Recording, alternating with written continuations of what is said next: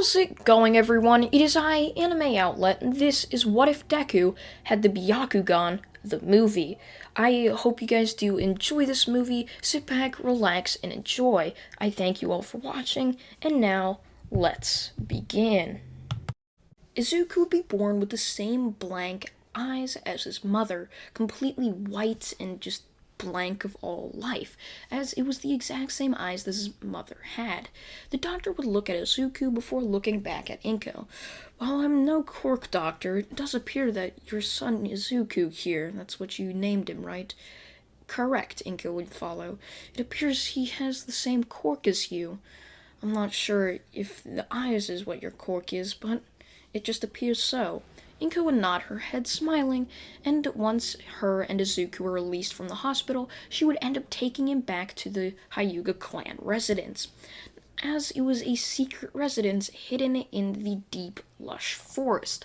Now, the reason of this is because of their Byakugan located within their eyes. This was a very, very highly wanted item, as villains would pay large sums of money to get their hands on this, as it was deemed as one of the most powerful things they had ever seen. As they would end up paying these thousands of dollars for this Byakugan, however, it was fairly hard to get a hold of, mostly because the clan that had it, the Hyuga clan, was thought to be extinct. However, their residence was only within the minds of Hyuga clan members. However, they were allowed to leave, but when they wanted to leave, they would be sealed with a curse mark, which would cause their Byakugan to be destroyed once they died. And sadly, this is what happened to Izuku's father, and was the reason he was absent throughout his life, as Izuku's father, a member of the Hyuga clan, had decided to leave, wanting to become a hero, and he ended up becoming a hero, a very strong one at that. He was no All Might, as he just didn't have the training abilities necessary to become someone as strong as All Might, but he was within the top 50 heroes. Sadly, however, he was ended up being killed by a assassin or bounty hunter that wanted his eyes for a collector that had given him a bounty saying that he'll pay top dollar for a Byakugan. However, they were destroyed by being killed, so he had to return empty-handed. So Izuku would end up sitting just inside and growing up within the Hyuga clan residence, without knowing his father, as his mother was the sole lasting just descendant of the Uzumaki, just Naruto and Hinata, as she was a very, very far descendant from them, stemming from that line of people. Say she was Boruto and some other person that was her great great great grandmother or something, as this world is located hundreds of years in the future from the Naruto world, as that's the only way I see something like the Byakugan just remaining inside, or I could have just made it basic as a quirk. And chakra had evolved into quirks, as it would end up being the evolution of humans, that it was unnecessary for the hand signs, and it would just end up becoming quirks, and the name would end up shifting, as chakra would end up just being phased out, and quirks would end up being phased in. There was never a sign of the first quirk, as people had just started seeing the decline of chakra usage, and the uprising of just being able to use powers at will, these of course being the quirks. So Izuku, once he turned of the age of 4, he would start being trained by the elders and leaders of the Hyuga clan, wanting there to be another strong member of it to protect the others in there that weren't as strong. And Izuku would end up just beginning his training in how to use and master the Byakugan, while also learning the gentle fist from all of these clan elders and leaders. So Izuku would end up aging up, just becoming stronger and stronger within his usage chakra, as this was one of the last groups of people that actually knew how to use chakra.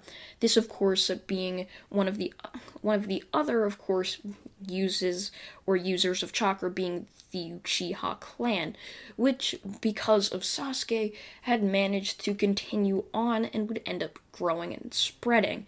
However, the sorry about that, guys. Just blanked on the Sharingan. The Sharingan would end up living on through the descendants of the Uchiha, as they were another user of the just chakra usage. While many of the chakra users and clans had just been killed off, the Hyuga clan and the Uchiha clan had managed to barely survive. So Izuku would end up being trained by these people, as he would end up having another curse mark, as he had a curse mark placed on him when he was a boy, or baby.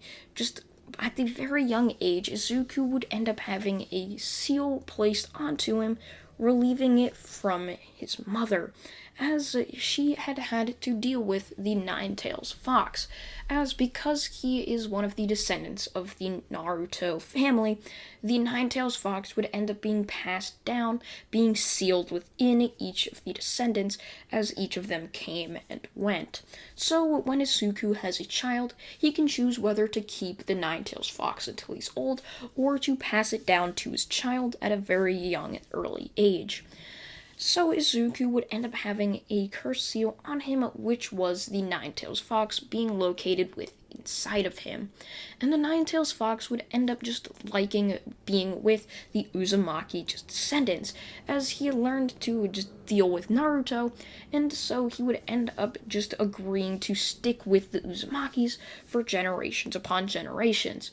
So Izuku would get training from the Hyuga clan, learning how to use the Gentle Fist and all of this, and he would also learn how to use some basic other types of chakra from the Nine-Tails Fox.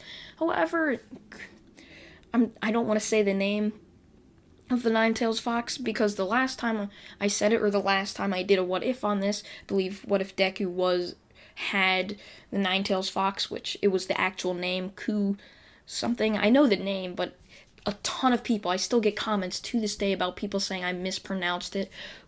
So I'll say it right now, Kurama. I said it wrong apparently in the video a bunch of times, so people just keep correcting me. I still keep that, and Lost Vein.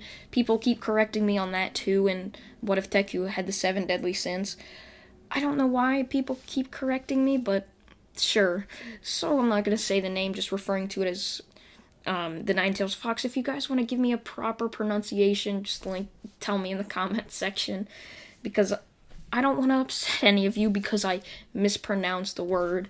So Izuku would end up being trained somewhat by the Nine-Tails Fox, but not having the Nine-Tails Fox reveal its true power, deeming that Izuku should learn this farther down in his age, so that he didn't hurt himself trying to access this power over and over again because of the promise of power.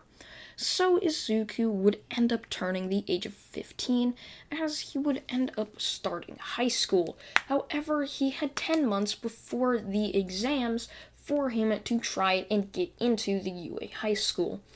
So Izuku, after telling the Hyuga clan and his mother that he wished to leave and go out and start his journey to becoming a hero, as he had watched heroes on the TV, being All Might and others, saving people, and that is what he decided he wanted to do. The Hyuga clan would end up understanding Izuku's wishes and would end up placing another curse mark on him so that his Byakugan would just be destroyed when he were to die. So Izuku would end up beginning his 10 months worth of grueling training. Every single day he would train with the Hyuga clan, just wanting to train as hard as he could. And so they would end up releasing him with 5 months left, telling him that if he is worthy of becoming a hero, then he can survive in the wild for 5 months, which Izuku would easily be able to do with all of the training he has gotten throughout the years. So Izuku would be released into the wild, where he would survive for 5 months straight, living off of the land. He would even end up starting to grow plants that he had found after just finding a farm, which he had managed to basically steal some of the potatoes that he had found, burying them and making just more potatoes, which I'm not sure if that's how it works, but it's going to work in this what if. So Izuku would end up finding potatoes and would start a small potato farm by a hut that he had made by knocking down trees and then chopping the trees up, turning it into a small little shack that he had made. It wasn't like the home and residence that he had lived in for years, but it was his home for the last 5 months, and it would do. Izuku would also start to hunt just animals, as he would end up just sitting and waiting and hiding in the tops of trees, waiting for an animal to just cross his path. Mostly being deers, rabbits, maybe even a bear or two if he would end up getting lucky, as a bear would end up lasting him days worth of food, so that's what he just wanted the most, as a bear was the best sort of food he could find, but it was very rare for him to find. And he also didn't want the bears hunting up all of the things that he had caught and found, so he would just kill any bear he saw. Izuku would also hunt fish and other sorts of things, and when the 5 months would up, he would return to the Hyuga clan, where they would bid him farewell, as they would give him directions into the city, as he would arrive there looking over the massive just city, where he would then end up finding the UA campus. Walking in, he would sit down where he would see just a bunch of other people. This was basically his first contact with people other than his clan members.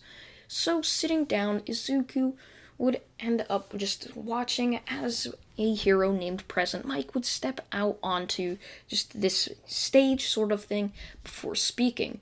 Alright, UA examinees and maybe even future students. Today we are going to be doing the UA test or whatever.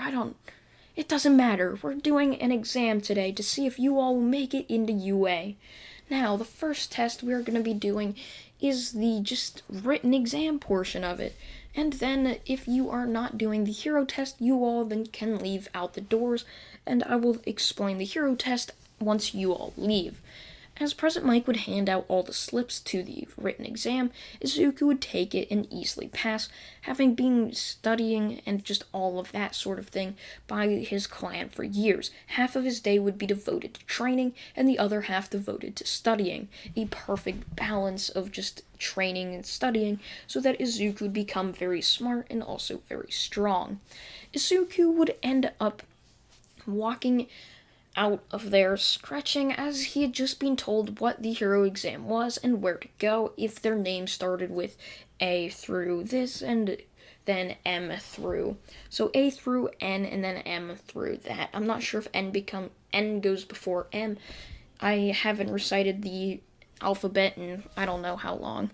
So Izuku would up just walking into one of the doors and hallways, as the door would open up with Izuku flying out of there just hunting for robots, as he would end up finding one before using his hand to punch its head off using the strength that he had gotten through his training. Izuku didn't want to reveal his chakra just yet, deeming that it wasn't worth it, as it just wasn't worth to be used and to waste his vital energy. Izuku would spot a massive horde of robots coming right towards him, as he would then activate his Byakugan. Charging towards them, he would instantly just start punching and kicking all of them, while also using a small knife called a kunai that he had in one of his pockets. Now, one of the teachers would spot this out, seeing how Izuku wasn't allowed to have a weapon there, but they would see the insane just mastery of this blade, and how Izuku's clean precision and cuts were able to just go straight through one of the robots, as they would end up just not caring, allowing for Izuku to use this. As Izuku would go around destroying robots, as he would end up seeing some robots appearing from behind him, charging at him, as Izuku was able to jump back behind him, flipping, and was able to kick one of the robots' heads off, as he would then continue on to destroy them. However, he would end up just hearing the ground start to shake, as he wouldn't be hearing the ground shaking, rather seeing it, but hearing just rocks and other sorts of things shaking, mostly the leaves in the trees just violently shaking back and forth. As Izuku would look around to see what could be causing such noise and just the sight of the ground shaking, Izuku would look up to see a massive zero-pointer robot. As Izuku would charge forward, rushing towards it, wondering if it valued any points, as President Mike had lacked the knowledge of it just to explain this to the students that the zero-pointer was best to be just avoided, as it was the most dangerous robot and it also gave them 0 points. Izuku would jump up and would make a Rasengan in his hand, as he had learned that such ability from his mother. Remember, the abilities of Naruto and the Uzumakis had been passed down through their descendants, and so with Inko being basically one of the last descendants, they would end up having the knowledge of the Rasengan. So Izuku would use it right on the zero-pointer, slamming it down into the zero-pointer, as Izuku would know this wasn't going to be enough to defeat it. As Izuku, making a small hole via his Rasengan, would climb into the zero-pointer before just looking around. There he saw different sorts of wires and all of that. Izuku would start to climb up to where he thought was the head and neck area, as he would start to rip and pull apart the different sorts of wires, as using a form of chakra to protect himself from being electrocuted. As Izuku would do this, he would jump out of the zero-pointer before just landing down, as he would see the zero-pointer just start to deactivate before collapsing down, looking like it had deactivated. So Izuku would end up seeing this, knowing that the zero-pointer had now been defeated, and over the intercoms there would then be told that the UA exams had now finished and that they may now go home and just to wait to see if they had gotten a letter in the mail. However, Izuku knew that the residents didn't have an address, as they couldn't just give that out. So Izuku would end up having to wait around the entrance of UA until UA would end up just being closed, as he had no clue where the entrance of UA was and just didn't want to sort of trespass into the building. So Izuku waiting there would end up spotting Aizawa walking out of the entrance after the exam had finished around an hour after. Izuku would walk up to Aizawa before just stopping him and asking him if he had made it or not. Aizawa would look blankly at Izuku before stating, "You're gonna have to wait at least 2 weeks for the letter to just be met in the mail." "Yeah, but I don't have an address exactly, as I'm not exactly allowed to give it out. So I either need to know if I made it or if I didn't, as you guys pretty much have no form of contacting me." As Izuku, having just been leaving the Hyuga clan residence, would have no place to stay, so Aizawa would sigh before bringing Izuku into Nezu's office, as Nezu would then just see how Izuku had basically no place to stay, as Izuku would explain this to him, as Nezu would end up nodding. "By the looks of it, your eyes, it appears you're one of the Hyuga clan members who have the Byakugan, am I correct?" Izuku would nod his head before asking how Nezu had known about this knowledge.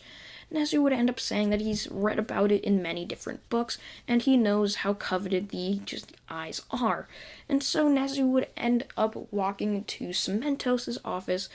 Cementos, I'm gonna call him Cementos.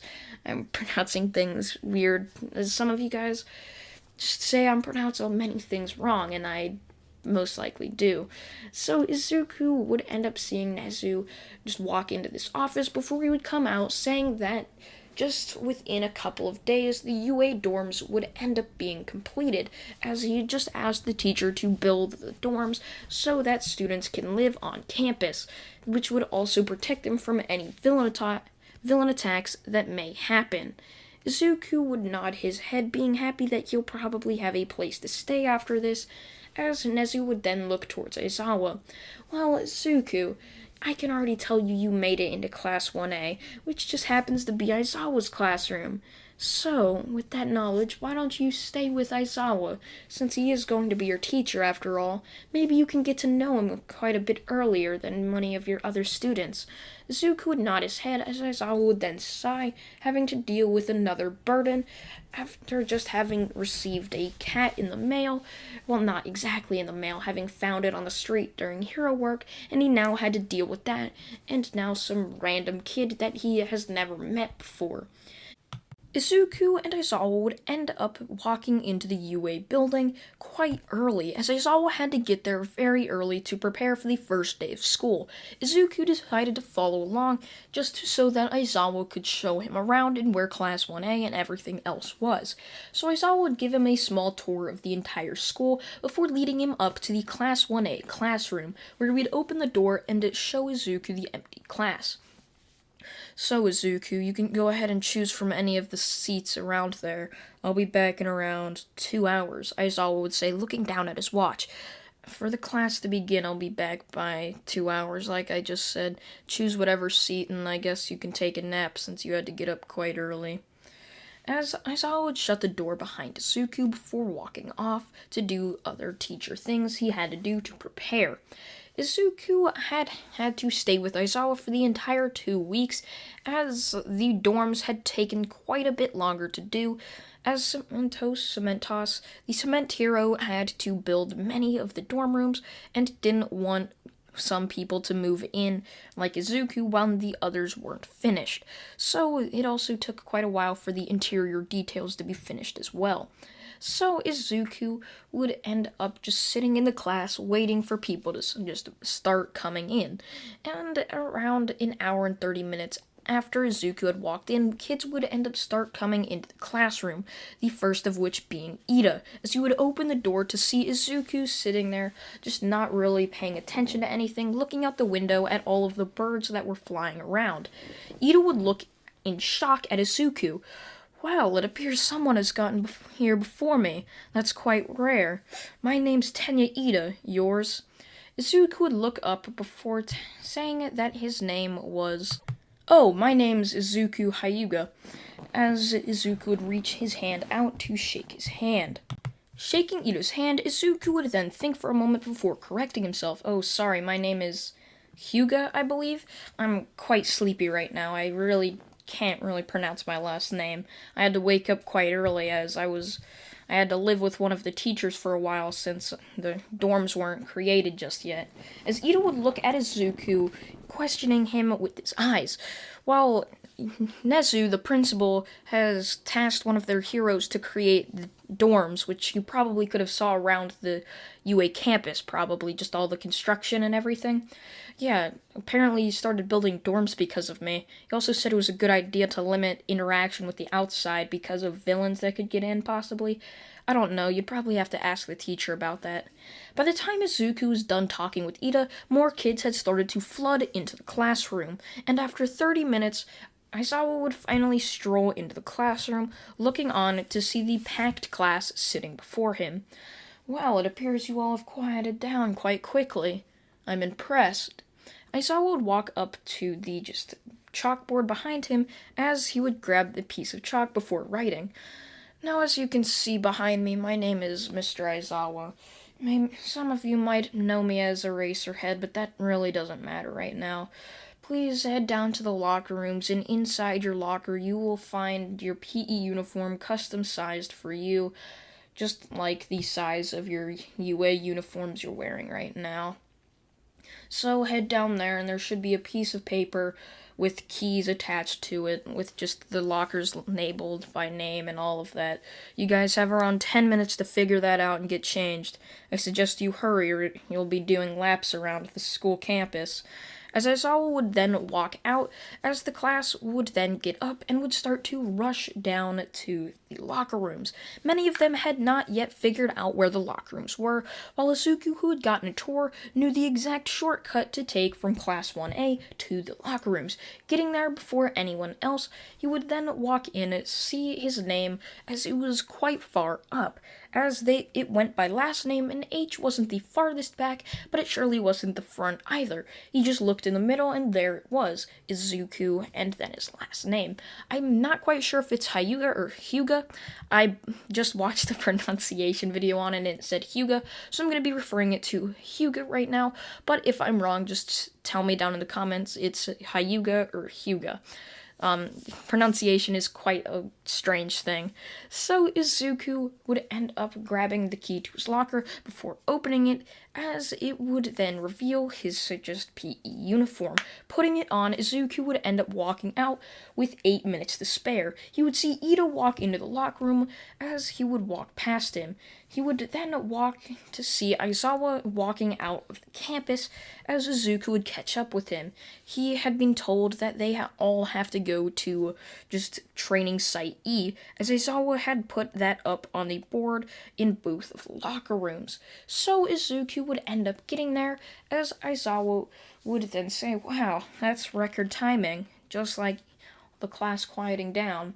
Hope this year will possibly be a good one and I won't have to expel any of the students."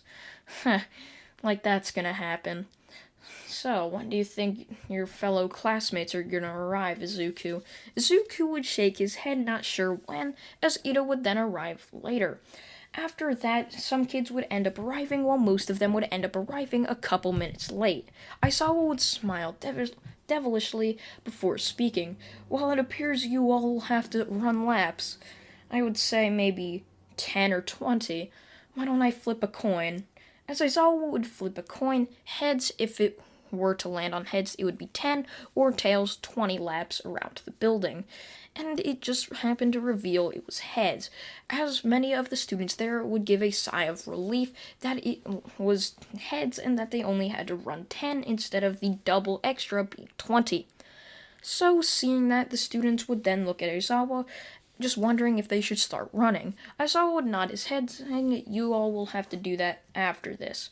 So, you all have been doing just physical examinations throughout your years in school. However, this is now Hero School, and you're allowed to use your quirks for this. So, how about Izuku here? Toss this ball as far as you can."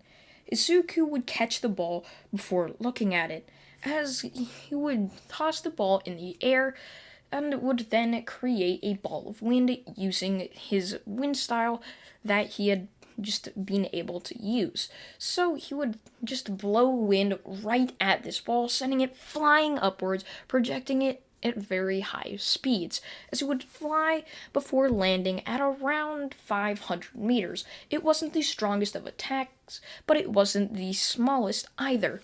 Aizawa would look down before speaking.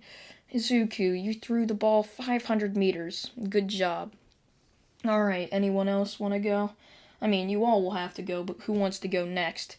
Bakugo would step up before throwing the ball, as the next couple of classmates would keep on going, as this would then repeat. They would all do this as the test would end up finishing. Izuku would come out at around 5th or 4th, as he just really didn't have anything that could be used for some of the other things, like running or jogging. Izuku could run quite fast, and he did do quite well on that, but what's his chakra going to do for that? So, as he just hadn't thought of any ways just right in the moment. Sure, Izuku's smart, but he just wasn't that quick of a thinker yet. He hadn't been in much battles. So Izuku would end up just getting around 3rd, 4th, like I said, as Izuku would end up walking back. As Aizawa would look towards Izuku, "Whoa, where do you think you're going? Doesn't matter if you weren't late, you're still gonna have to run the 10 laps like the rest of your class. get going. They're already quite a bit ahead of you.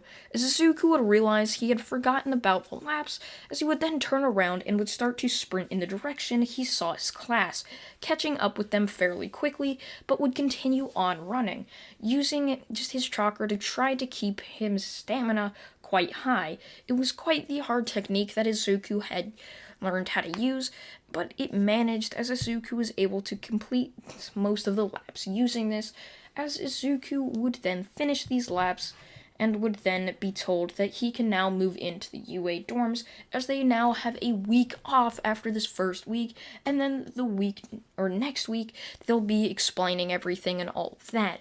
Since this was just the day where everyone gets used to UA in the building, as the rest of the week will be used for you all to move into the dorms. Izuku, along with his class, would leave to move into the dorms. Izuku, not having much possessions, would just walk into his dorm room to see just a basic room. It had a desk chair, a lamp by there, and a bed. Izuku would lay down and would just fall asleep, waiting for the next day. Weeks would end up passing, as a month had finally passed since their first day at the UA high school. Izuku would be walking in, as he would hear the students mumbling as he would sit down at his desk. Many of them were just whispering to each other, "Hey, did you hear? I think today's our first hero class. Wait, really?" Aizawa would then walk into the room before yelling for everyone to quiet down. "Now, I suspect, as many of you may know, today is your first hero class. Your teacher will be revealed after lunch, as that is when your class is. I suggest not eating a big lunch, as you might throw up. I'm not quite sure what All Might's going to decide to do, but I just would suggest not eating too much of lunch."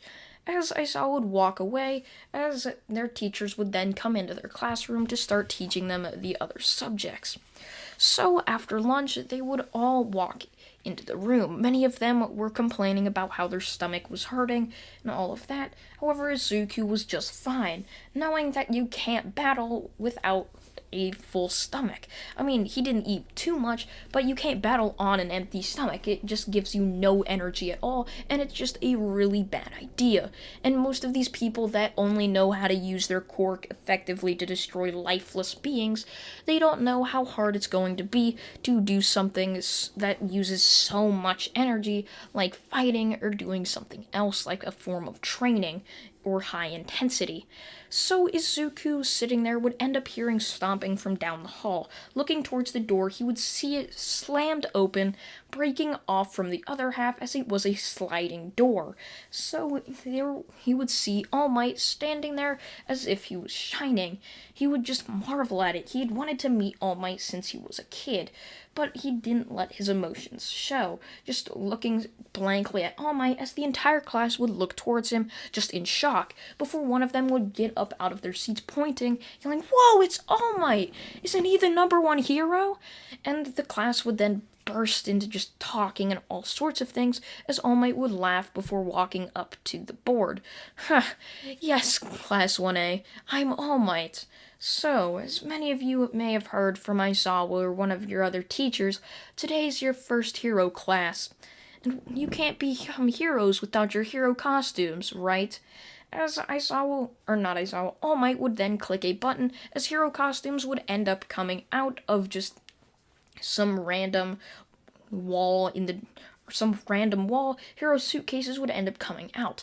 Izuku would grab his hero costume, as All Might would tell them to head down to the locker rooms before meeting him at City A. They would all do this in record time, which would have made Aizawa proud, as they would then arrive down at City A, where they would see All Might sitting there waiting for them. So, students, we're going to be doing a little practice called the Heroes vs. Villains. And what this is, there's going to be 2 teams inside of a building. The villains made up of 2 people, and then the heroes made up of 2 people. And so, this is going to be what you're going to be doing. The villains will walk in 5 minutes before the heroes. They're going to be hiding a device, and the heroes will then enter after the 5 minutes are up. So they will walk in and have 15 minutes to either capture both of the villains or render them unconscious, or touch the device. So, any questions? The class would just disagree or say they don't have any questions, as All Might would nod his head in agreement. Alright, now, let's decide a little fate here. I'll just assign you numbers. Izuku, you can be 1. Todoroki's 2. Bakugo's 3, as he would then list out all of the class's numbers before he would put them all into a fishbowl, pulling out 2 balls with the numbers written on them, which would reveal Izuku was on Team 1 along with Uchaku Uraraka. So the next team would end up revealing it to be Todoroki and Momo. Izuku would crack his knuckles and would then start to stretch, preparing for the battle that was in front of him.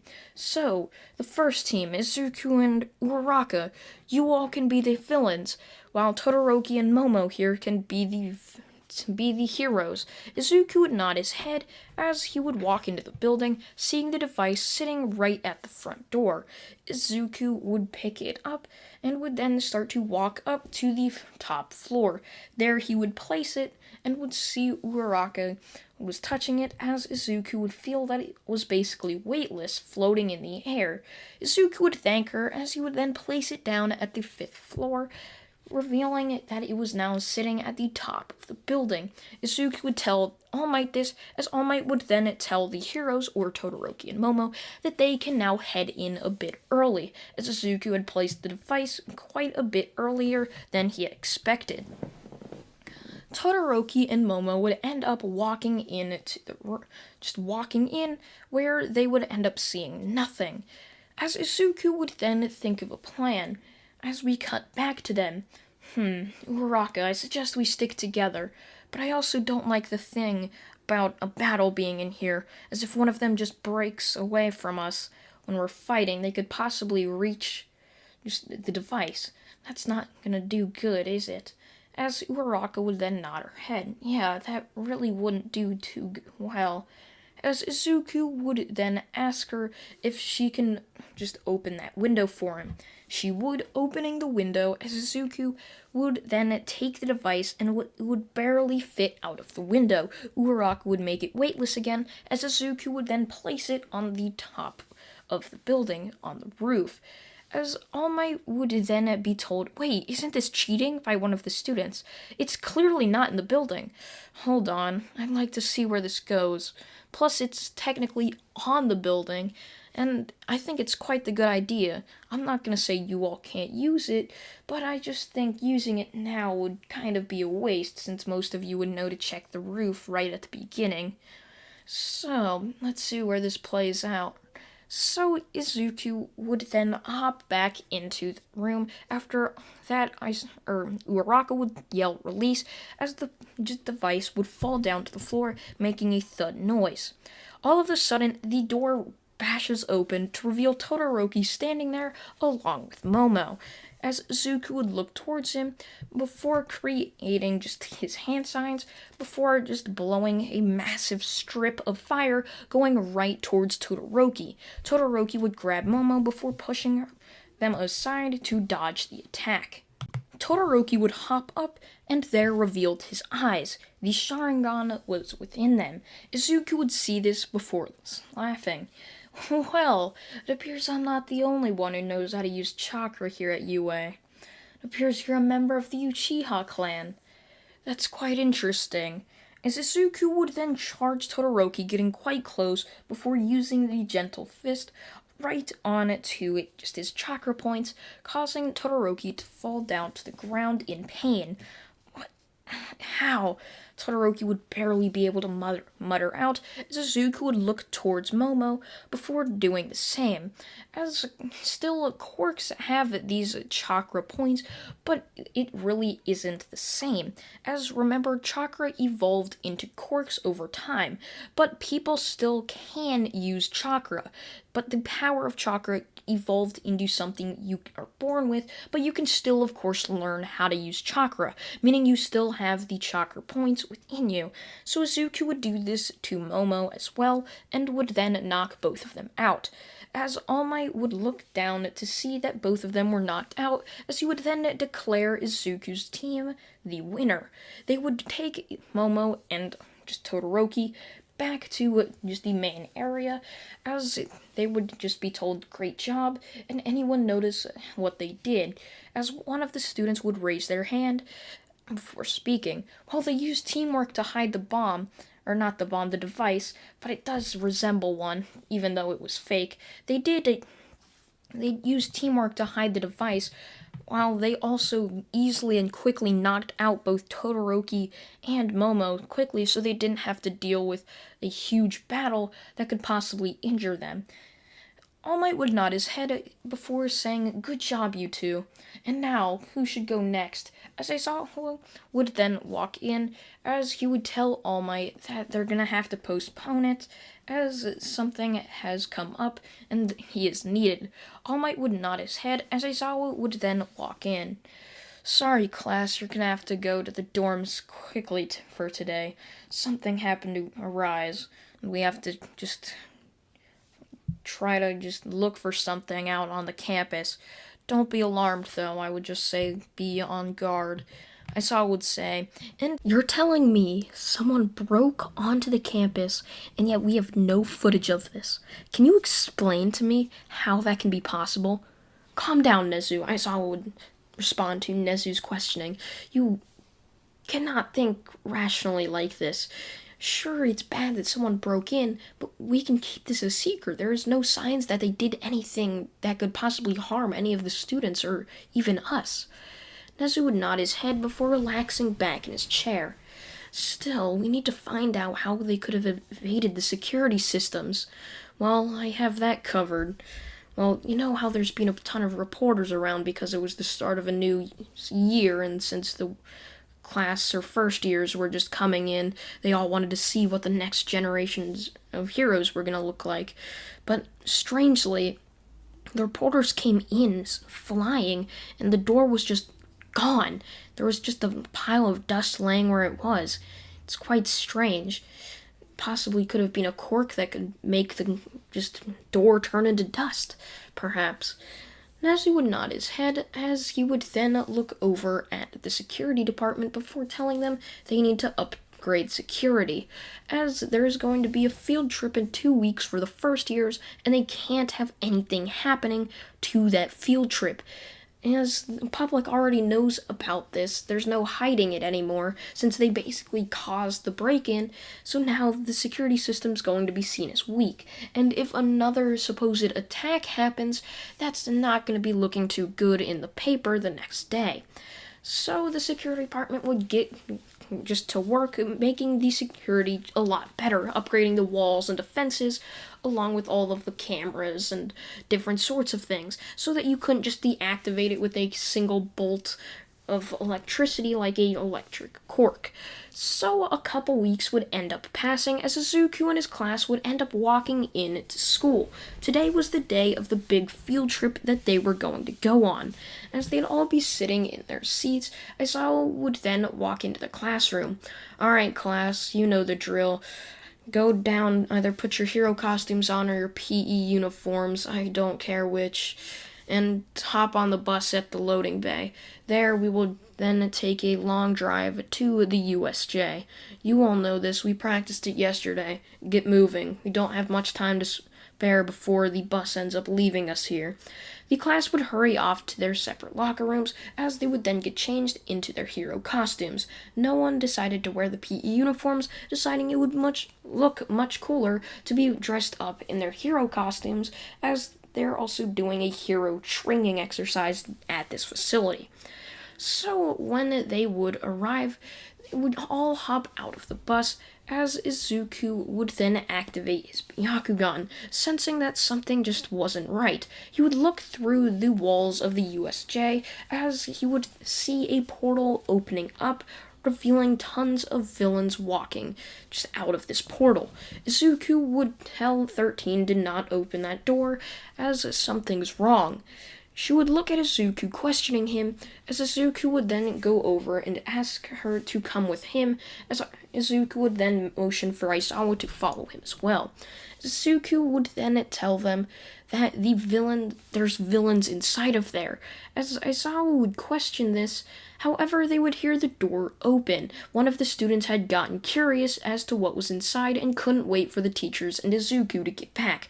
Opening the door, there would reveal tons of villains. As the villains would spot them, a portal would open up below the young heroes in training, scattering them all throughout the USJ.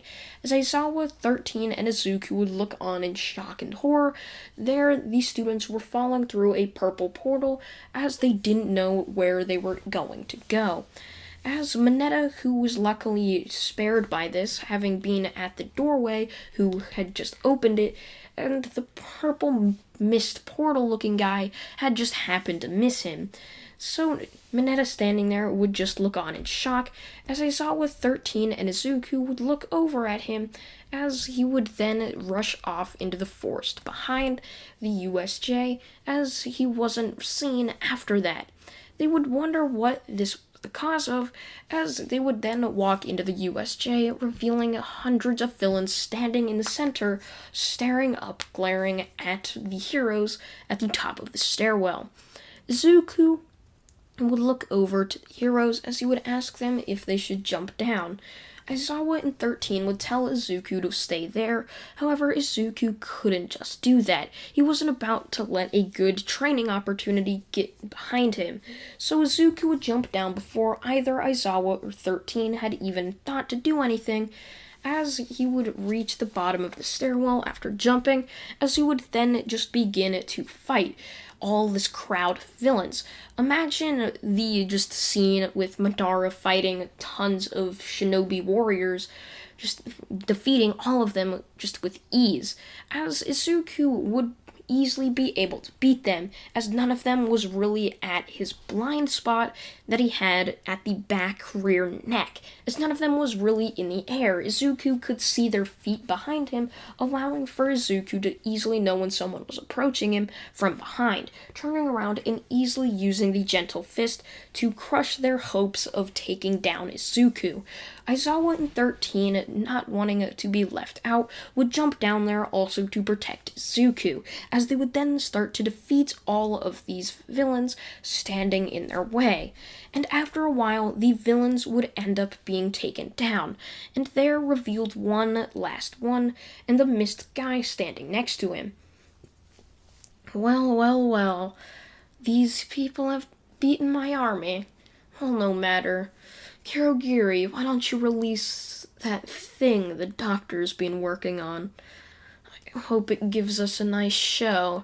As Kirogiri would nod his head down towards the blue-haired person, as Kirogiri would then open up a portal, and there stomped out a massive purple bird monster with scars littering its body. As you would look over towards Izuku, Aizawa, and 13, just glaring at it, as Shigaraki would then pull up his shaking hand and would reveal his finger pointing it right at the group. And as if all of a sudden, the Nomu would jump right at the group, punching right at the ground where they were standing, causing a massive shockwave to hit them. Izuku had jumped out of the way, but Aizawa and 13 weren't as lucky, being thrown back, slamming their heads back into the stairwell, knocking them out. As Izuku would feel this, Izuku would then run into the flood zone, hiding in the water, where he would see many villains staring at him, not sure if he was one of the students or villains. They just decided to risk it and to attack him. It doesn't matter if one of them were to be defeated, as they were a massive group. And even if this was a villain, remember they're a massive group and they haven't seen yet the massive horde of villains that have been crushed by Izuku. Izuku actually, though, didn't really see this coming, as he would see all the villains charging at him. He wasn't sure if there were villains in the water or not, as they were deep below, many of them having water-breathing corks. So Izuku jumping into the water, as he would see just all of them charging at him. So Izuku would jump up out of the water as he would then stand on it. Many of them would look on in shock as they would then just think, oh, his quirk must be water walking. How useless. He must be one of us then. I mean, why would he even manage to get into UA with the water walking quirk? Many of them would then jump off of Izuku's path as Izuku would walk over to the boat before jumping up into it. There he would see some of his classmates just sitting on the boat wondering what was about to happen. As Izuku would get there, he would tell them there's a ton of villains in the water and they should possibly watch out for those. Many of them, however, were speechless. They had just saw Izuku Aizawa 13 take down a massive horde of villains. And there they were standing cowering as they couldn't manage to defeat a couple of villains swimming in the water. Izuku would tell them that it's alright as he would then begin some hand signs, as the water beneath him would then start to twist and turn, turning into a massive just typhoon of water, as it would basically look like a tornado, but the water version, as Izuku would then use his wind release to manipulate the water, making it spin faster and faster, as he would then send it towards the Nomu as it would come splashing down right on to the Nomu, Shigaraki, and Kurogiri. However, it didn't pose much of a threat, as at last minute Kurogiri had warped them all out of the way. Izuku would then see the boat was now on the ground, having the water all just be gone with Izuku's attack. There would reveal all of the villains standing beneath him, as Izuku would then look down at them before knocking them all out using the gentle fist technique, all just really very quickly as to make sure that none of his classmates were just being hurt. Izuku would end up seeing Shigaraki looking towards a random direction. He would look over as he would see Todoroki standing there staring at Shigaraki, as Todoroki would then rush towards Shigaraki. However, Izuku would yell for Todoroki to stop, as Todoroki would look over towards Izuku, as the Nomu would then come flying at Todoroki, punching him across the face, sending him flying towards Izuku, who was barely able to catch him. As Izuku would then put Todoroki on the ground before asking if he was okay. Todoroki would glare at Izuku before saying, I would have been okay if you not gained my attention towards you. I should have just focused on the bird thing. As Izuku would nod his head before saying that Todoroki, they can't fight it alone. That thing is far too powerful for them to just fight it one-on-one. They have to fight it every 2v1 and possibly overpower it, as there's no chance that they're going to be able to overpower it with only one of them. As Izuku would then ask Todoroki if he's managed to create any sort of blade with his just chakra natures, as Todoroki would look at Izuku wondering what he meant. Alright, Todoroki, you have the Sharingan, right? Todoroki would nod his head as Izuku would then show him a technique that he had just came up with. It was basically just making one of his chakra releases into a blade or a type of sword, as Izuku would then turn just his wind release into a sword wind, as Izuku had learned how to use wind, fire, and water. That's just what he had, while Todoroki had fire and ice. So Izuku would make a wind sword using his chakra, as Todoroki would then try to copy it. However, he would change it up a bit and would end up using fire, as fire would complement, or the wind would complement the fire well, and Todoroki and Izuku knew this. So they would walk up to the Nomu, as the Nomu would glare right at both Izuku and Todoroki, as Shigaraki would then start laughing. Oh, you two are back for more then. Nomu, kill these brats once and for all, as the Nomu would charge head on towards Izuku and Todoroki. Izuku would dodge out of the way as the Nomu would go for a punch. Todoroki would slash upwards, causing the Nomu's fist to drop to the floor. Shigaraki would be in shock how Todoroki was just managing to cut cleanly through the Nomu, but would end up starting to laugh, as the Nomu's fist would regenerate as quickly as it just came off, as Todoroki would jump back, as he would yell to Izuku, "This Nomu, it has some sort of regeneration quirk." Izuku would nod his head in agreement, as he would then charge at the Nomu, but he would miss the Nomu with his sword, striking his wind sword up against the ground, as he would then release up, causing a ton of just debris to go sent flying upwards at the power of Izuku's wing. So this would end up causing just dust to fly everywhere. Izuku would then see Todoroki jumping above him at the distraction and would then slice right cleanly the Nomu in half. However, this wouldn't work once again, as the Nomu had a regeneration quirk. So the Nomu would jump up, having his legs regenerated, before charging right back at Todoroki and Izuku, as Izuku would tell Todoroki to just make a massive ball of fire.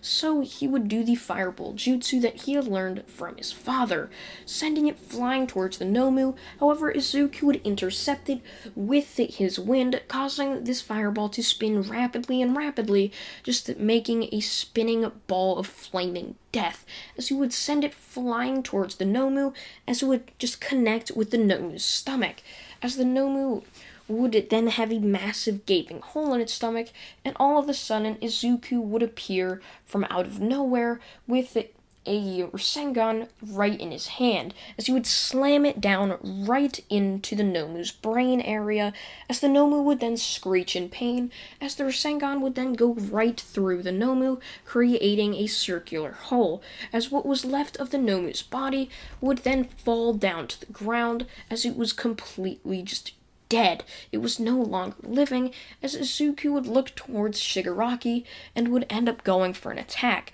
but would stop midway to reveal that Shigaraki was already gone. Both Todoroki and Izuku would look towards each other before thanking each other for the teamwork, as they would then shake hands, as if accepting a form that this was now a rivalry between them and that they are going to work as hard as they could to surpass each other.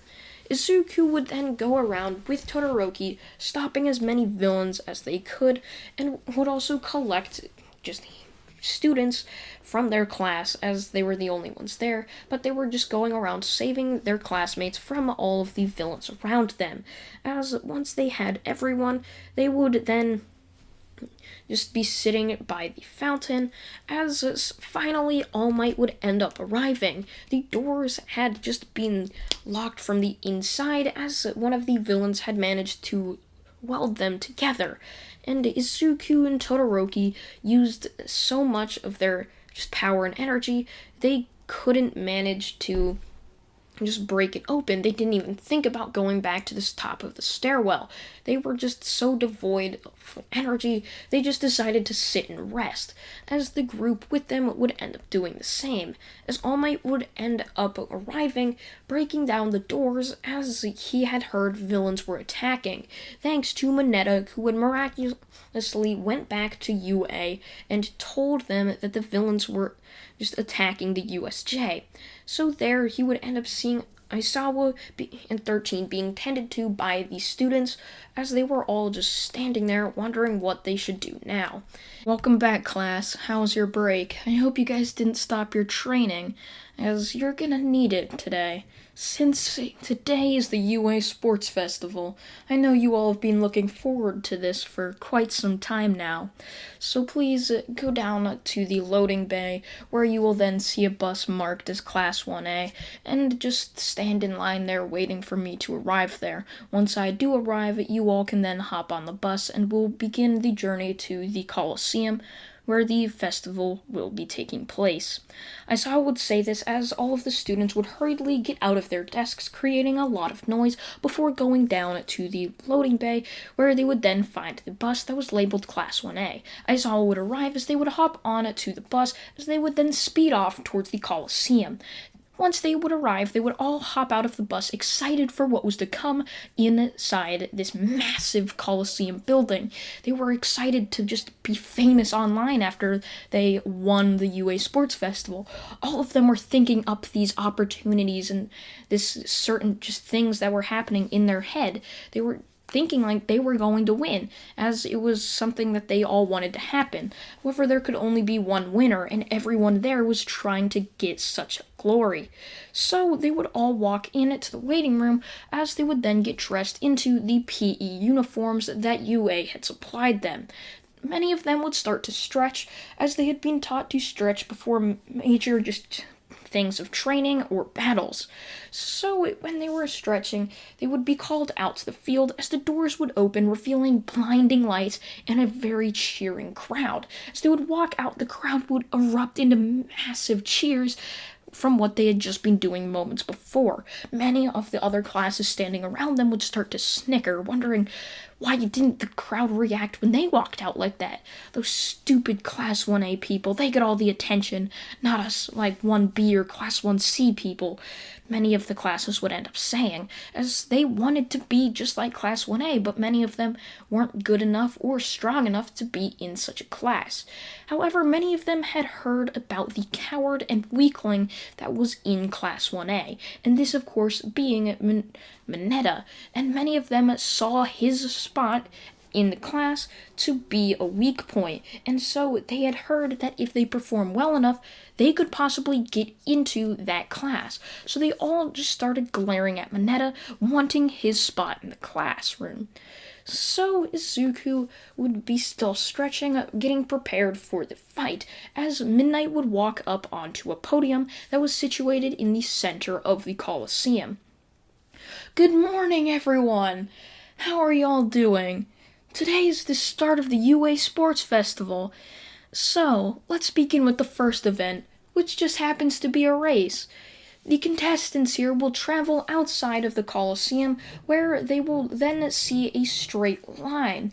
And this straight line will have 3 different obstacles: mega robots, a pit of doom, and of course, just the minefield. So, why don't I lead these contestants over, and we can begin, as the crowd would erupt into cheers thousands times as louder as what it had just been while Midnight was talking. So she would get down from her spot at the podium before leading all of the students to just a tiny hallway where they were all just standing, pushing and shoving around to see what was behind that door. When the door would open, a massive cry saying "go" would end up being heard, as all of them would start pushing and shoving even harder to try and escape the pit of hell that they were in, being shoved up against each other so close. Izuku would end up jumping up, grabbing on to people's heads and pushing off of them, pushing them down in the process, causing Izuku to get out first. Todoroki, seeing Izuku doing this, would copy him, as Bakugo, not wanting to be behind, would end up using his explosion quirk to send people behind him in dust. Bakugo had seen Izuku and Todoroki and how they were just so strong, how they blended so well together fighting the Nomu, and he didn't want to be outdone. These were people that were weaker than him in his eyes. How come they were getting all of the attention by the rest of their class? This just couldn't be. He was going to be the future #1 hero one day, of course, and he can't have 2 weaklings or tiny little pebbles blocking his way, as these are tiny pebbles. He should just be able to kick them or flick them away, like he just doesn't care about them. How come they're in front of him right now? Bakugo would end up getting angered by his own thoughts and would end up using this to just become stronger from this. Using his anger, he would propel himself even farther, which would cause his hands to end up hurting, as he had used his explosions farther than what he had been able to do at the time. So, just sending his explosions into complete overdrive, he would end up launching right past the running Bakugo, or the running Izuku and Todoroki. Bakugo getting past them would end up revealing to see the first obstacle, a massive 0-pointer. Bakugo would end up landing before propelling himself off the ground, jumping up towards the 0-pointer, where its head would then be seen, as Bakugo's hand would end up going right down towards the middle of the zero-pointer's head, as Bakugo would then release a massive explosion, as he would then be sent flying back a little bit, as the zero-pointer would have a massive crater in its head, as it would start to malfunction before falling backwards, falling back onto the other zero-pointers that were remaining behind it, causing both or all three of these robots to just be destroyed. Bakugo would continue on to the second event, however, Izuku would end up grabbing on it to the zero-pointer, propelling himself forward, as he would end up being in a close second, and Todoroki being very close behind Izuku. Bakugo would launch himself even farther right over the second obstacle, and then right over the minefield, giving himself first place in this race, as neither Izuku nor Todoroki had anything that could propel themselves forward. Izuku did have his wind chakra nature that he could have used, but he didn't just want to use this. Todoroki also had something similar, but he wanted to save his energy, much like Izuku, for the final event, knowing that they were going to end up making it. So Izuku getting second and Todoroki in third, as the rest of their class and others would end up passing in the same way. So next, the second event would be announced after a waiting time to give them students a break. This second event would end up being the cavalry battle. So, Bakugo, having been announced to have 10 million points on the headband that he had, would end up being glared at and just thought to be just a joke. He wasn't going to survive with all these people hungry for the headband that he had. And so, when he would try to make up a team, no one would end up joining him. Only the few that were dumb enough to end up doing this, which just happened to be Kirishima and Kaminari. Mineta would end up joining this team as well, as he really had nothing else to do. No one wanted to accept him after the act that he had done at the sports fest, or at the USJ. No one in the class wanted to accept him, and with him not knowing who else was there, none of the other people that weren't in his class wanted to accept him either, as he was more of an enemy, as they thought they could just take his place with ease. So he would be forced to join Bakugo's team. As the event would begin, Bakugo would take a defensive position, just knowing that the teams were going to try to charge at him. Izuku and Todoroki had decided to team up, and with their combined points, they had sure enough to pass.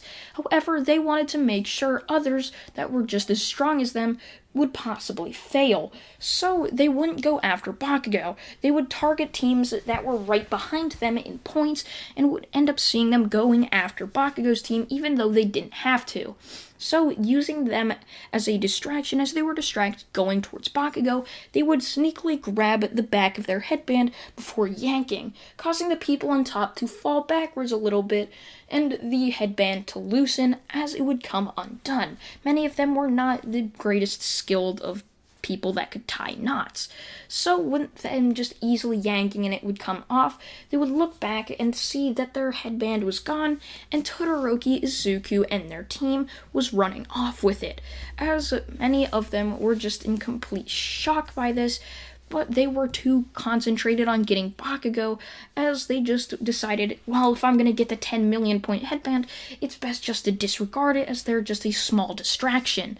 And this would end up costing many of the teams the sports festival and not going on to the final event. So the cavalry battle would end up finishing with Bakugo's team in first, having held off the rest of the teams for the entire time. Izuku and Todoroki's team coming in second, and the other teams would end up coming in third and fourth, which those teams, of course, just being the regular people that ended up making it on to the UA Sports Festival. The first round would end up being announced, as it happened to be Izuku versus Bakugo. Todoroki had landed himself on the other side of the bracket, so Izuku knew they were going to meet each other in the finals. However, there in his way stood Bakugo, the person that had got first in the first two events. Izuku knew he wasn't going to get first in the last event, as they would both step up into the arena, as Midnight would tell them the rules, what a ring out was and what a knockout victory was, was, as she would then begin the match. Izuku would look over towards Bakugo to see he was already jumping right at him. However, Izuku would dodge Bakugo before grabbing his foot and slamming him down into the ground. Bakugo would then plant his hand on the ground before twisting his arm back, throwing an explosion right at Izuku. However, Izuku had dodged this and had then punched Bakugo right across the face, as Bakugo would slide across the ground of the arena, would then look up to see Izuku jumping right in front of him, as Izuku had a Rasengan in his hand before slamming it down right into Bakugo's face. Izuku didn't want to kill Bakugo, so his Rasengan wasn't that strong. Izuku could make one far more powerful as this, which could just flatten an entire row of enemies, as Izuku had his entire life to train his absolute hardest and had learned from some of the very best. So Izuku jumping at Bakugo with the Rasengan had just pushed it right down into Bakugo's face, as Bakugo would slam down into the ground, hitting his head, as he would be in a sort of dazed state, just barely clinching on, not wanting to lose like this, being in a blowout loss. So Izuku would see Bakugo just trembling down on the ground, looking over towards midnight. Deep inside Bakugo's brain, you could see Bakugo yelling at another form of Bakugo. This would be a kid version of Bakugo staring down at the Bakugo that was on the ground. "What's happened to you? Why are you acting like a complete corkless loser, standing on the ground to someone like this? He's only a pebble in our path. We should have carved through him by now. We're on our road to the #1 hero. He can't be standing in your way," as kid Bakugo would be pointing towards Izuku, who was just staring at midnight. "How could you let this happen? You're disappointing, Bakugo. You're just like the losers you bullied all those years," as Bakugo would jump up, charging right at Izuku before slamming his hands together and sending a massive explosion right at Izuku. Izuku being caught off guard by this, it would be a direct hit right on Izuku, landing right on his shoulder, as Izuku would slide backwards, clenching his shoulder in pain. Izuku, looking up towards Bakugo, would end up putting his pointer finger and the middle finger right into just sort of together before putting his thumb back, aiming right at Bakugo as Chakra. I'm kind of being confused after just finishing the Ultra Instinct series. So Chakra would end up channeling right through Izuku's hand, as a tiny ball of wind would end up just circling right around Izuku's two fingers, kind of like a concentrated Rasengan, as Izuku would then launch this Rasengan right at Bakugo, as it would fly in, hitting Bakugo right between the eye and the eyes, as Bakugo would then fall down to the ground completely unconscious, as this had broken Bakugo's nose from the attack, as Bakugo had just had way too much pain to deal with, just being completely knocked out. From then on, Izuku would then have to face Shinso in the finale, as there would be Todoroki waiting for him, having already beaten his semifinals opponent going on to the finals, as all that stood in Izuku's way was Shinso. Izuku had watched Shinso's battles closely, seeing him rise through the bracket. Izuku would see how everyone had lost, getting too full of themselves, as Izuku had realized that Shinso had some sort of brainwashing quirk that had something to do with if you answered one of his questions. So when Izuku would step into the ring and the match would begin, Shinso would start to question Izuku. However, Izuku wouldn't bite, not having that happen to him like the two people that were down below Shinso who had lost to him. So Izuku would decide to end this quickly and painlessly, as he would run up to Shinso and would go for a punch. Shinso would try to dodge this, however, Izuku would reveal in his punch a chakra ball being a Rasengan, something Izuku had used many times in his fight against Bakugo. So this Rasengan would then be slammed into Shinso's head, as Shinso would be sent flying out, and would end up hitting the grass, being hailed as a ring-out victory. Shinso would grab the side of his head, but would reveal that it was painless. Izuku had merely used the Rasengan and the wind to just send him flying out of the arena without harming him, as he had saw that Shinso didn't have the best of abilities or one-on-one abilities, and so Izuku just decided to end it there, and actually ended up hoping that Shinso would end up being in his class, as Izuku had saw that Shinso's quirk had a lot of potential, and someone, this of course being Aizawa, would see this the same. So the finals would then be set. Izuku Hyuga versus Shoto Uchiha. I just decide to call him Todoroki because I like Todoroki more than Shoto, as calling him Uchiha doesn't really make sense when most of y'all know him as Todoroki or Shoto Todoroki, so I just prefer to call him Todoroki. So this final match would end up beginning as Izuku would then just look directly at Todoroki and would ask for a good fight, and Todoroki would do the same. As midnight started the match, both Izuku and Todoroki rushed right at each other, slamming their fists into each other before going for a kick. Izuku would block this with the side of his arm, as Todoroki would then go for a counter with a punch. Izuku would end up blocking this, as the two would then continue on just trading blow for blow, each of course being blocked. They were almost in a stalemate, as they looked to be tied, as the entire crowd would be on the edge of their seats waiting to see who broke free and who would end up winning this match. So Izuku would end up jumping back, as Todoroki would do the same. Izuku would start to power up his attacks, as so would Todoroki. Izuku would do the exact same thing that he had done against the Nomu, but this time creating a water sword out of his water nature, as he has water, fire, and wind. Todoroki would then make a fire sword as he would rush towards him. Izuku would strike the ground, much like he had done with his fight against the Nomu, as water would then come up through the cracks, as it would then create into a wave, charging right at Todoroki, as Todoroki would do his best to hold it back. However, it was far too much for the fire that he had. However, Todoroki would end up freezing over this water, as Izuku would see there Todoroki stood with an ice sword in hand, having struck down the water, causing it to form into ice. As Izuku would look over towards Todoroki, as he would then charge him, hiding one of his hands, as Todoroki would do the exact same, charging right at Izuku. As Izuku would end up being revealed, there had his hand.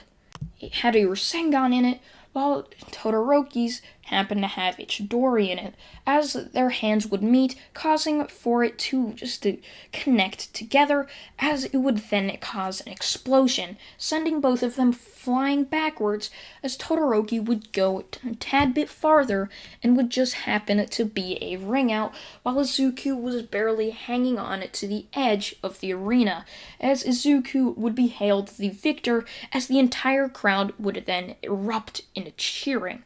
Great job, class. Most of you performed quite well during the sports festival. However, I'm sad to announce that one of you will be seeing the exit right over there, and that one person just happens to be Mineta, the savior of the USJ, as teachers like to call it. Mineta, you may now step out. You have been demoted to Class 1C. You can still get back into the hero course, but it's going to take a lot more effort, I would like to say. Alright, class. Now welcome your new student, Shinso, here. He is going to be taking the spot of Mineta. And now, thanks to that out the way, we can now begin with the hero internships. Many of you, if you made it to the 1v1 tournament, happen to get quite a lot of these internships, but not a lot as you might have wanted. So, someone like Izuku has plenty of choice, while someone who was out in the first round may not have such a choice. like Bakatsuki over here, but he did perform quite well showing his abilities. So he's going to be able to get it.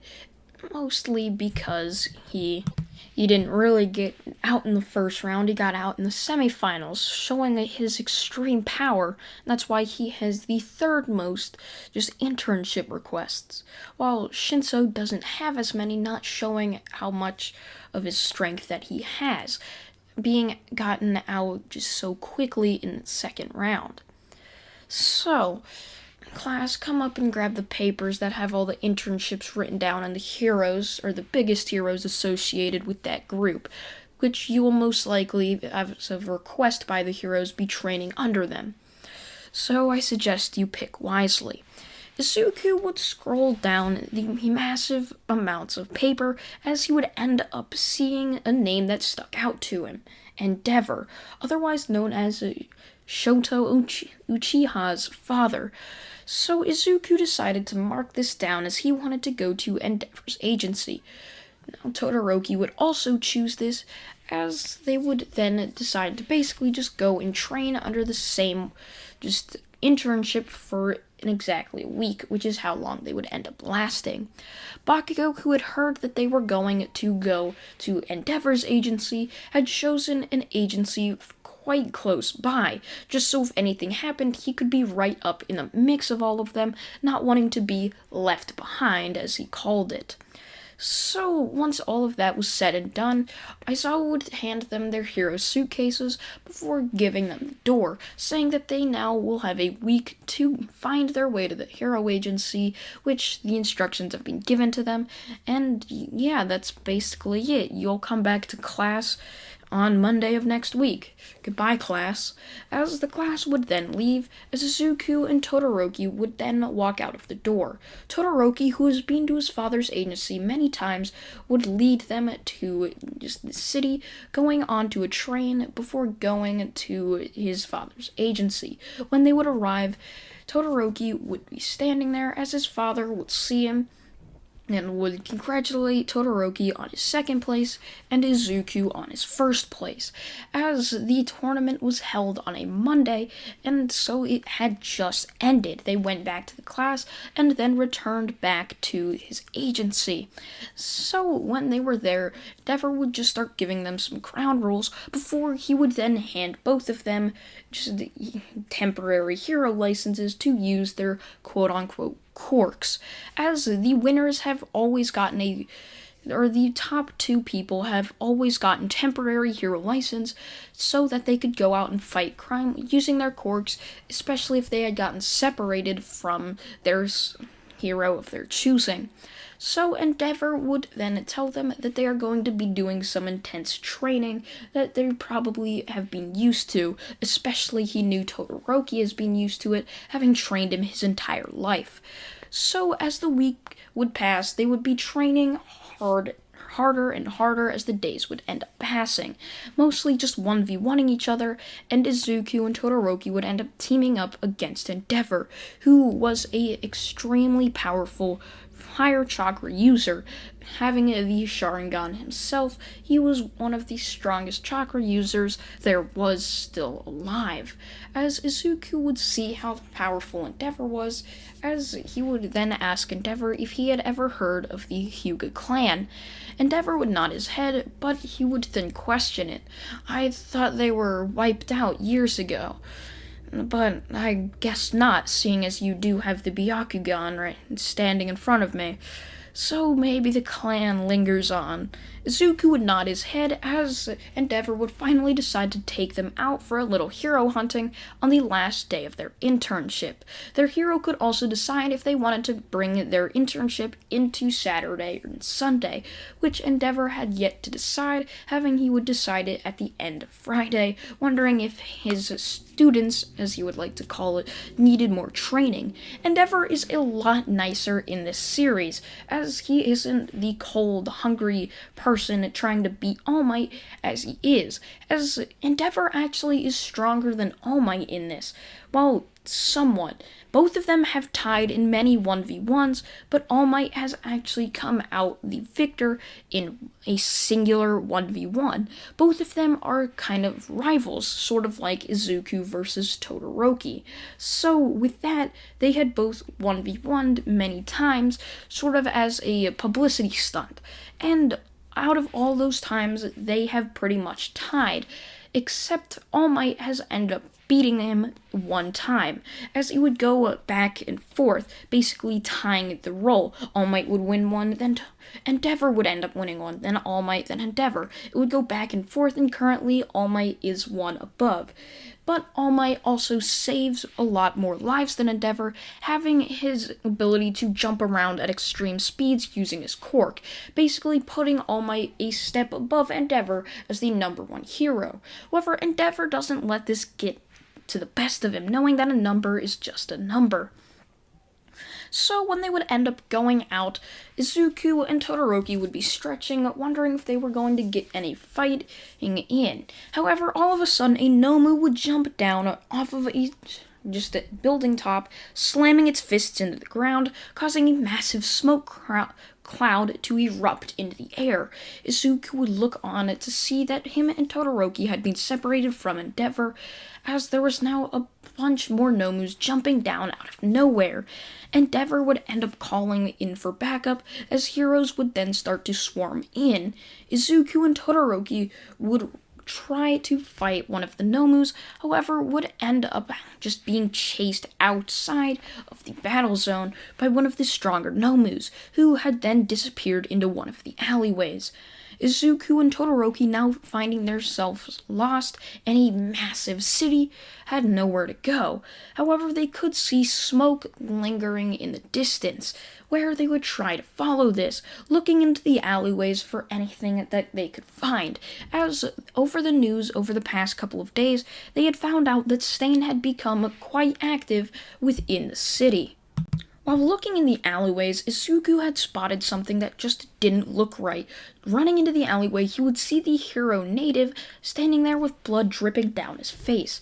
Izuku would look on, just wondering who could have done this to him, as it would then click. The hero killer was somewhere in the area. All of a sudden, the hero killer would then jump down from the building rooftops above, as Izuku would look over to see Todoroki having his neck grabbed by the hero killer, as the hero killer would then jump back over Izuku, as there stood a blue-haired man that was standing right next to Stain. That person happened to be Tomura Shigaraki, the person that had been at the USJ. Izuku would glare at both of them before yelling at them, "What the hell do you guys think you're doing?" As Shigaraki would then laugh. "Oh, isn't it obvious? I'm making this fight a lot easier. It would take a lot longer for a 2v2 rather than a 1v2. As Shigaraki would then wrap his all 5 fingers around Todoroki's chest, as it would then start to decay, as blood would then just erupt out of Todoroki's body, as Shigaraki would make an estimate. "I would say you have a good 5 minutes before your friend here dies of blood loss. So, I suggest you hurry." As Shigaraki would then smile sadistically towards Izuku. As soon as Izuku was about to jump in, Shigaraki would stop him. "Oh, don't forget something. Why don't you stay back here for a minute?" As Shigaraki would throw a smoke bomb down, blinding Izuku's vision. However, Shigaraki had forgotten one major flaw, as Izuku could see right through the smoke as soon as he activated his Byakugan. Seeing right through it, he would see Shigaraki whisper something into Stain's ear, as Stain would then nod. This something happened to be Shigaraki telling Stain about the blind spot on the back of Izuku's neck. As the smoke would then disappear into the street behind Izuku, Izuku would rush in on towards Stain, as Stain would then jump above Izuku, grabbing onto the fire escape located on the side of the building next to them, as Stain would then start bouncing all around the building. As Izuku would just start to look around, spinning around. Forgetting that Shigaraki was there, Shigaraki would go in for an attack. However, Izuku, clearly seeing him, would then block his attack with a kunai before stabbing Shigaraki right on the top of his hand, as Shigaraki would jump back, holding his hand in pain, as Izuku would then see Stain come at him. With his sword in hand, Izuku would then block Stain's sword with his kunai before just having Stain jump off, using the forward momentum, latching onto the building before starting his jumping around process once more, as Stain would finally locate himself right behind Izuku, jumping at just the perfect angle as he was right in Izuku's blind spot. Izuku would realize that Stain had just disappeared, as he would then remember. Looking behind him, he would barely block Stain as the point of his sword was just centimeters away from contacting Izuku's neck. Izuku would jump back, just breathing heavily, as he would then realize that he had completely forgotten about the biggest flaw of the Byakugan, the blind spot. How could he have forgotten something so important during a battle? It was just a stupid mistake that could have ended up in his death. As Izuku would look on, he would then feel a hand wrap around his neck, as Izuku would realize that while he was thinking, he had completely forgotten something else. Shigaraki was still in the fight. While Stain was in his vision, Shigaraki had disappeared, and just so happened to land in his blind spot like Stain, however grabbing Izuku's neck this time. As Shigaraki would come into view, it was already too late, as Izuku would feel his neck being gripped down hard, however with one of Shigaraki's fingers just still remaining above him. So, I have some things I'd like to talk about, Izuku. Do you think you could mention them to me? As Izuku would barely be able to see Shigaraki behind him, as Izuku would just be in just constant pain, as his neck was being gripped so hard that he could barely start to breathe. All of a sudden, however, a just flashing light would appear out of nowhere, as an explosion would be heard, as Shigaraki would be sent flying backwards, over and above Izuku, who had been yelled at to duck down, and on instinct he had ducked down, trusting the word of whoever was there, recognizing that voice, and it just happened to be Katsuki Bakugo. As Bakugo would then smile towards Izuku before saying, "Looks like I've saved you, Izuku. You're gonna owe me one after this." As Shigaraki would jump up, now in extreme pulsing pain, having the explosion landing him directly, as Shigaraki would rush towards Bakugo, just in severe rage, completely neglecting the fact that Izuku was still there, as Izuku would then jump in, knocking Shigaraki out using the gentle fist, as Izuku and Bakugo would both look towards Stain, as Stain would then just completely disappear, deciding it was best not to fight a losing battle, completely leaving. Izuku would tell Bakugo to call an ambulance along with the police, as he tied up Shigaraki in cord-canceling tape, and he would then just tie up Todoroki's wounds that he had sustained from Shigaraki. As the ambulance would then arrive, they would see how Izuku, Todoroki, and just Izuku was in some pain along with Todoroki, as they would then put Todoroki on a stretcher as he was knocked out from the pain and just the blood loss, as they would cart him off to a hospital. As Izuku would be standing there, he would then...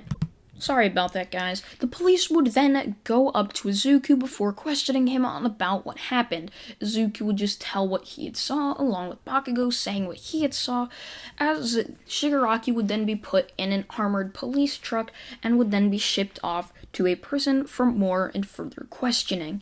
Izuku and Bakugo would then just to meet up with Endeavor, who had defeated all of the Nomus along with other heroes, as Bakugo, who had chosen another hero in the area, that hero was also next to Endeavor, as both of them would just thank both Izuku and Bakugo for not doing anything stupid, as Endeavor would then just tell Izuku to follow him, as they would then rush to the nearest hospital to see how Todoroki was doing. Months have passed since Izuku encountered Stain, as him and his class were now on their way up into the mountains. Nezu had decided that they should get some extra training before their final exam.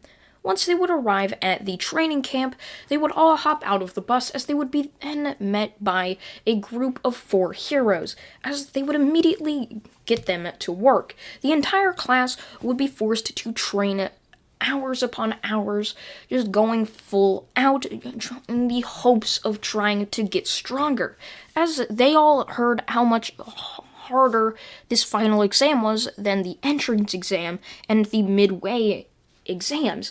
They had heard that it was thousands of times harder, and many people have actually just failed by this and had to retake the grade, or even falling out of the school entirely just because they failed the final exam. So many of them knew what was at stake, and they trained their absolute hearts out. So when the end of the training camp came, and it was the last day, they were all devoid of all energy. They had basically no energy left, having used it all to train, at the promise of getting thousands times stronger to take on the final exams. So when a villain attack had occurred, many of them had no energy to fight. However, they had to somehow just get back energy, as they needed to fight all these villains or be faced with death. It was quite the trade-off. You could either sit and relax your muscles, or you'd have to bring them and destroy them further than what they've already done, and just cause them to just be in pain if you somehow survive this villain attack. So what had happened was the entire class would be training, and up until the last day, they had gotten that off for training so hard. However, an attack had just decided to occur. Villains have decided to attack this training camp, getting word from an inside traitor, as Izuku and his class would end up seeing and smelling smoke coming above the tree line. As they would all look up, they would then see an explosion happen, and even more explosions. They would then be told that a villain was attacking them, as the Hirogiri would then just appear under them, spreading them out throughout the forest, much like it had done during the USJ. However, it was able to split aside 2 students, which happened to be the 2-star students of the entire just first-year grade, as these students, of course, would be Izuku and Todoroki, as they would then be sent over to the League of Villains hideout, where they would then just be sat in chairs before being tied down. As Izuku and Todoroki would be sitting there, Shigaraki would be trying just to let them join him, explaining how much better it was to be a villain, how you could do whatever you want, and that they need to become villains or else they'll do something to them. As Izuku would then smile, as you would then just start laughing after smiling. Well, if you want to take my eyes, you're gonna have to kill me first. You can't take out my eyes before doing that. As Shigaraki would look right at Izuku before nodding his head. Well, I guess so. If you're wanting death, I can give it to you. But sadly, I can't do that until All For One says I can. But at least it'll be a painless death for you.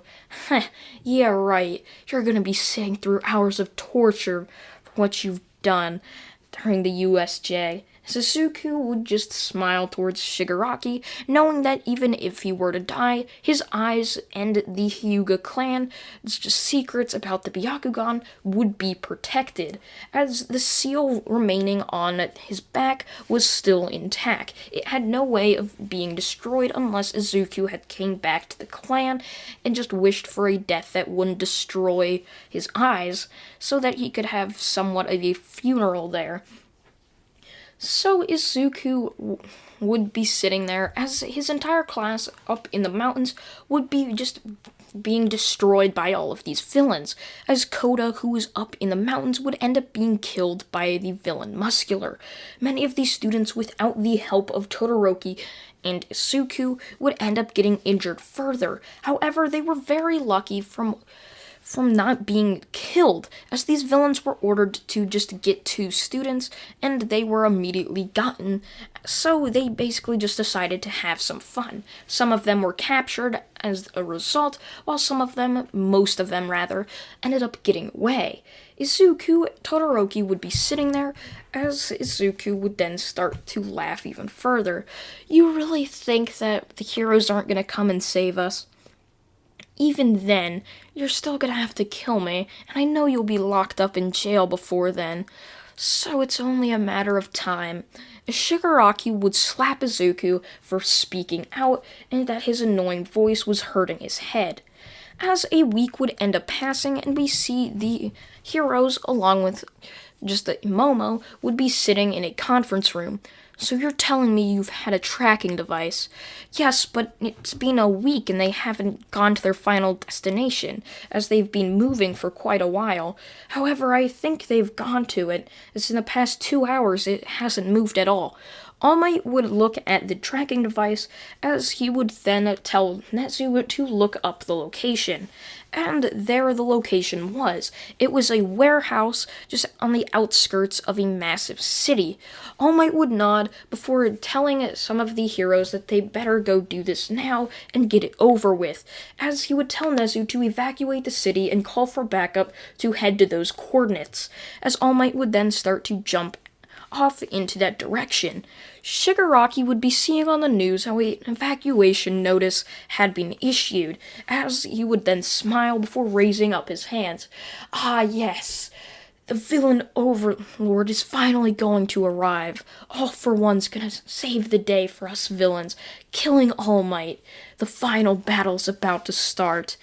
Almost instantly, however, there would be a knock on the door as All Might would bust through, as he would jump over, grabbing both Izuku and Todoroki, breaking them free of their restraints before pulling them back, handing them to the hero behind him, as they would then rush off.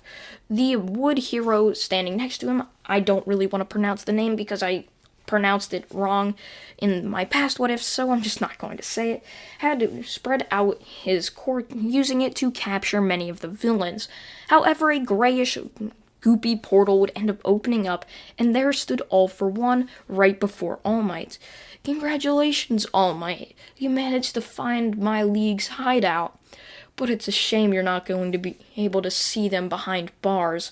As All for One would rush towards All Might before throwing a punch. As All Might would dodge this, he would then start to power up, going at his maximum plus ultra that he could, knowing that it's either live or die, and he'd rather sacrifice himself than sacrifice hundreds of other lives that may be in vain.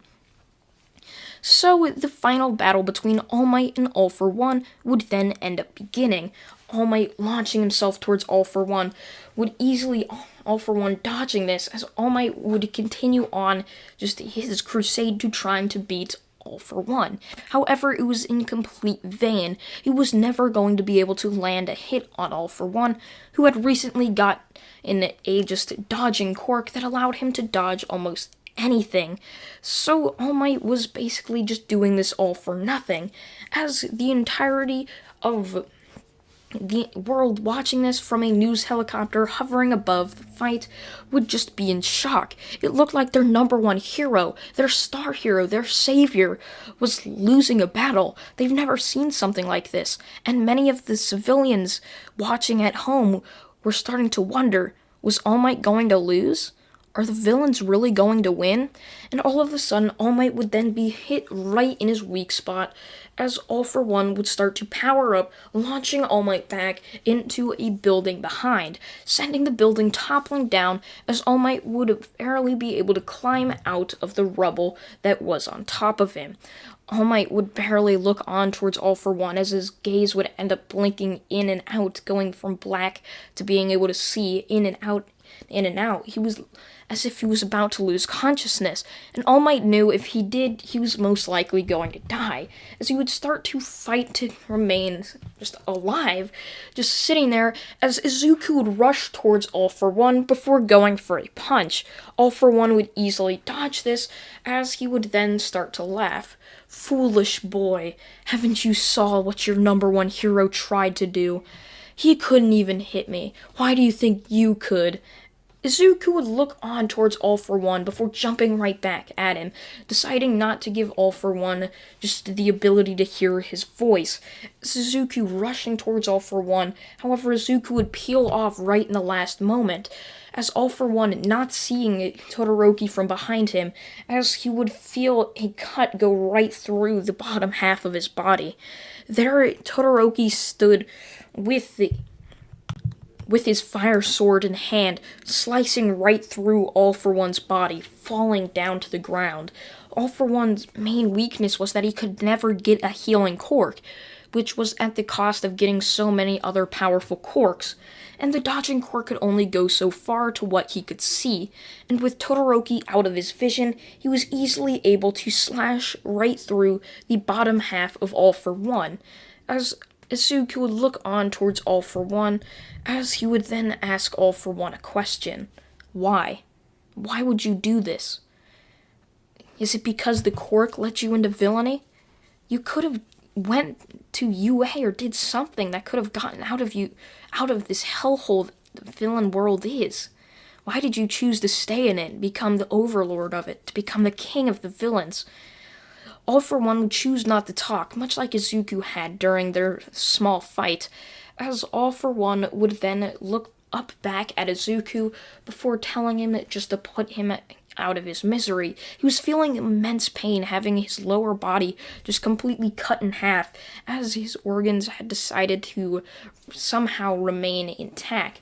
As Izuku would decide to raise his sword that he had just gotten out of nowhere, deciding that it would be best to raise it as he would be coming closer to All For One, just in case All For One tried to pull something. Izuku would get close, raising his sword, would go down, but would stop his sword midway, deciding it wasn't worth taking a life.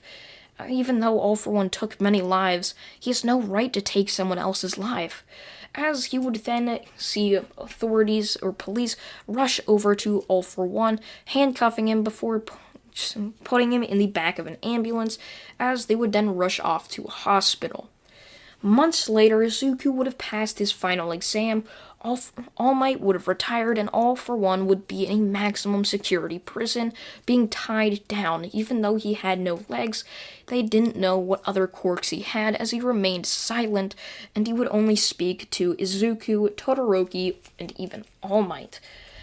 So Izuku would pass through UA, as he would then end up becoming a number one hero, as his family in the Hyuga clan would end up watching and just being proud of Izuku, as there stood one of their members sitting at the top of the hero world, helping hundreds of people every single day. However, Izuku had a power lingering dormant that wouldn't end up happening or just exploding out until he would end up turning 20. However, that would be later on in his life, and he had no worries right now, as Izuku was 19, and he was the number one hero already. He was at the top of the world. And that's where this movie and What If ends. I thank you all for watching once again, and goodbye.